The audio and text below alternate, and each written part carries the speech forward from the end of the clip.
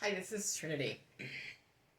Okay, I'm going to attempt to tell the story of my spiritual death, rebirth, whatever you want to call it, with delusional beliefs. Maybe in watching this video, I can help myself understand my delusional beliefs that came from this event and maybe, I don't know, come to terms with it. Maybe it won't be so delusional if I get to like the meaning beyond it and get past the story. It's a very strong, profound experience that I had about 10 years ago. So I'm gonna go back to in 2009. I was going through a really bad breakup, and I got really introspective, and I was trying to take better care of myself. So I was keeping a dream journal. Like I was really regimented at this time of my life to keep this dream journal for a period of time, almost a year. I think maybe it was 10 months that I kept this journal. And so there's a lot of entries in the dream journal that, I don't remember. I just scribbled down a couple words, maybe one sentence, maybe just a color in some entries some days. So I don't remember all of that, but I have that documentation somewhere. I'll find that journal again someday. It's somewhere in storage. But so I'm going to refer back to that later. That's important, that dream journal in 2009. So the next year, 2010, July 4th, I met this man. Let's just call him the bastard. It's just easier. So this man, I had met him online and we had been chatting. I think he had answered an ad I had on Craigslist looking for friends. This is probably like a legitimate friend Craigslist ad at that time. I don't think I was actually looking to hook up. I think it was, I can't remember for sure. But he was somebody that I had a lot of things in common with. And we had been chatting for a while, and I invited him to a little party at my house for 4th of July where my ex-husband came, and a friend of mine was supposed to come, but she ended up getting sick and not coming. So, and I actually drove out of town about 30 miles to pick the bastard up and bring him to my home. Yeah. And so I'm sitting in my home with this guy and my ex-husband, and we're just having, a casual 4th of July. And, when my girlfriend, texted me and said she wasn't coming, it wasn't going to really be a party, so my ex-husband just kind of left. And so I'm alone with the bastard in my home, and he's 10 years younger than me. He was the kind of person that was just very unique. He had so much information about so many things that I had never heard about. It's like, and he had seen a lot of things that I had already put out there online, so he knew kind of about who the kind of person I was. So I think he was really performing and being and going along the lines of things that he knew I wanted to hear about, and he was really engaged, and we spent a lot of time together. Yeah, I let this man, the bastard, just move into my home. That summer, my daughter was out of town staying with my mom, for the summer, and I wasn't working. I was free to just, hang out with the bastard all summer and have amazing sex and learn all these new things he was teaching me. He exposed me to music that I had never heard before, all kinds of great film, just different things that I had just never known that existed. So it was exciting for me because he had all this data. Okay, this guy was a computer techie guy. If you understand the story better, is that he was really good at computers. In a sense, I felt like all the information he was giving me was like he was filling me up with all the resources and wealth of information that he knew of through, film and culture and art and all this like downloads. Like he was cloning me into what he needed me to be. He didn't really care about me as a person. It's like I felt like he looked at me as like a blank slate that he could, make me anything he wanted to be. And so in a sense, it was kind of like he was cloning himself, because he was in love with himself. He just wanted another mini-me. And if you're having sex with somebody for 5-6 hours a day, continuously, that your body's not designed to do that, because that's not normal. That's why your body, you'll be in pain if you keep doing that. So there's a reason why. Yeah, there's totally a reason why. You might want to look at that. Okay, so my story is, there was a day I was in my car. I had driven the bastard back to, because he doesn't drive. I don't think he still has a driver's license to this day. I had driven him back to his parents' home, which he was lying to me at that time, because this is only 3 weeks into this relationship, okay, when I knew something was wrong.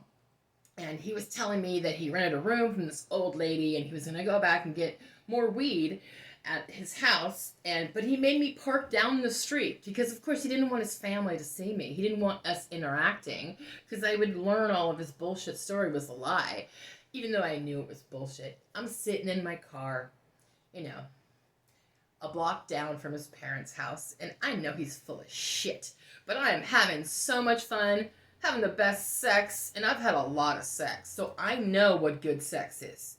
Okay. May have been wrong, but it felt really good at the time. Whatever. So I'm sitting in my car and I'm thinking, I could just drive away. I could just leave this bastard here, but I didn't do that. I had an out. I could have just drove away and done anything else with my life. But I chose to stay and take this bastard to see my mother, because all my life, all I want to do is have a partner to go to my mom's house and prove I'm valid. I'm a whole person, because I got this person with me, so it means I'm valid and whole. It's some bullshit that I used to play into. I don't feel that anymore at all, because the bastard cured me of that bullshit. Yeah. So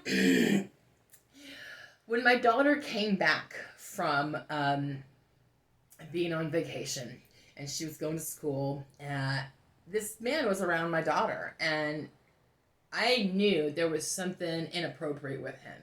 And when he got too close to my daughter, I got scared, and I actually took her down to my mom's and signed her up in school down and to stay with my mother, because I knew that I didn't want this man alone with my daughter. The fact that I knew that, and I allowed myself to still be alone with this person, really tells me a lot about my thinking at the time, that I was capable of protecting my child, but I wasn't capable of protecting myself. Yeah, wow. I wasn't capable of protecting myself at that time. No, I feel a lot more capable now. Yeah, it's hard. Yeah, I couldn't get past the breakup.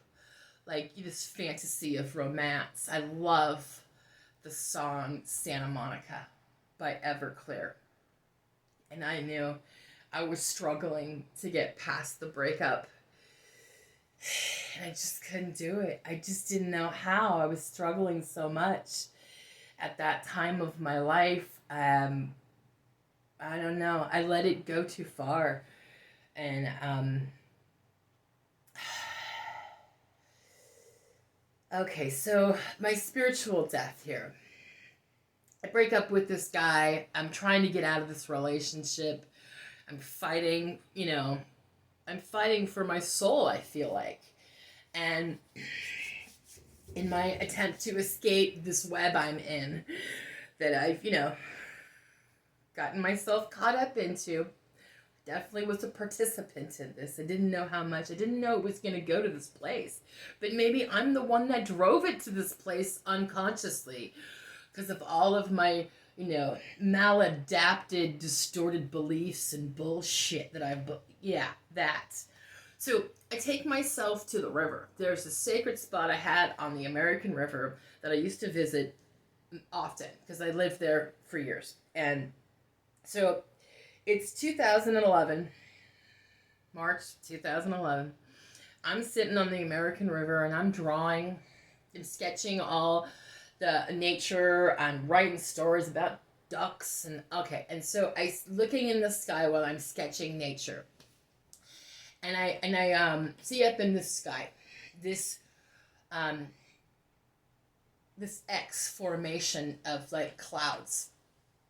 This cross forms. There's no planes up there leaving contrails or whatever. It's like these clouds in the sky in front of my eyes form an X, and I fully believe that that means I've canceled out my soul. Like, it's kind of like the universe or God or, that invitation to heaven that I have not accepted is now been rejected. It's like, you're canceled out now. Because, you crossed over a line in nature that you weren't supposed to. And now you're out. Pretty much. It's just like the feeling I got from that. I don't know if that was like a delusional, if it's just delusional thought process is something that I thought I saw. If I really, I have the image in my mind of the sky with the cross in it, and I can't let that go. I don't know if I'll ever be able to let that image go. I saw it, and maybe my interpretation may be wrong because I was definitely delusional and having a lot of, delusional thoughts going through my head. But then what happened? Then the earthquake in Japan, Fukushima, happened right after that. And so I felt like that I caused that. But here's my delusional thought process. Okay. I spiritually die on the river because I've taken myself down this horrible path. And then the next day, Fukushima happens. And I'm like, oh, the energy of my death went through the earth and caused that to happen. Yep. I still kind of believe it because, I don't know. Maybe, I don't know. I think there's like some little bit of truth to delusional thinking. That if I could uncover why I think that, maybe I could move past it, or I don't know. I want to understand because it's taken me to a place where like I feel like a soulless body. Okay, now if I talk about a soulless body, here's my fear. I don't know if I'm just going to use this for me to watch. I don't know if I would actually post this and make it public because of my fear about talking about feeling like a soulless body is that some idiot could watch and listen to what I'm saying and take this concept of the soulless body and just run with it. You could run with this concept and, start a cult easily. Just don't do that. No, don't do that. So the concept I fear here of the feeling of the soulless body is like, okay, I no longer have a connection to God, the universe, source, whatever, creation. Like I've disconnected from that energy of oneness, whatever you want to call it. I severed something and I feel like this soulless body. And this concept and this delusional thinking helps me understand my worldview. Like my worldview is like humans, we do horrible things to each other, to our environment, to animals, horrific, grotesque, unspeakable acts. The only way I can understand humans behaving in such a way is because their feeling of being a soulless body, of being disconnected from God, will lead them, deeper and deeper into their own personal hell, into more and more depraved behavior. because they feel so disconnected from God, from source, from oneness. And so so my delusional thinking actually reinforces my concept of my worldview, of like understanding how humans could be so horrible. My worldview makes sense now that I have this thinking about this soulless body. Now, I don't want to dig a hole deeper for myself and creating, more of a hell for myself. Maybe holding on to my delusional thinking helps me maintain a reality where I get to be a ladder. I get to be, like, because I've gone through that psychotic break, that spiritual death, because I understand that in my delusional thoughts, maybe I could keep other people from doing that thing. Maybe they could use me. Maybe I could be a tool. Maybe I have a purpose to let other people find their way to heaven, to connection, to rise above, to transcend, to one day go to heaven, whatever you want to call it. I guess maybe my delusions help me have a purpose that is, positive. That it's kind of a savior complex in a way. I get that. It is. But if it serves me to behave as a good person and function in the world, I don't think it's a bad thing. Okay. Yeah. I don't know. But that's my story of my spiritual death. Okay, I gotta watch this like 10 million times now.